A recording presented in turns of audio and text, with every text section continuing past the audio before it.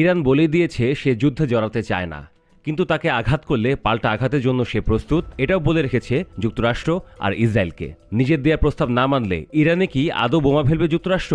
বিশ্লেষকদের মতে না, ফেলবে না। এরপরও চোখ রাঙানির প্রতিফলন হিসেবে ইরানের কাছাকাছি এলাকাগুলোতে সামরিক সমাবেশ ঘটাচ্ছে যুক্তরাষ্ট্র। তাকে সহযোগিতায় ইসরায়েল তো আছেই। প্রস্তুতির অংশ হিসেবে ইরানের সশস্ত্র বাহিনীকে সার্বিকভাবে প্রস্তুত থাকতে নির্দেশ দিয়েছেন দেশটির সর্বোচ্চ নেতা আয়াতুল্লাহ খামেনি। একই সঙ্গে সর্বোচ্চ সতর্ক থাকতেও তাদের নির্দেশ দিয়েছেন তিনি। ইরান ও যুক্তরাষ্ট্রের মধ্যে কথা ও অস্ত্রের প্রতিযোগিতা চলছে বেশ কয়েকদিন ধরেই। মধ্যপ্রাচ্যে আক্রমণ ও প্রতিরোধের মোটামুটি প্রস্তুতি উভয় পক্ষই নিয়ে রেখেছে।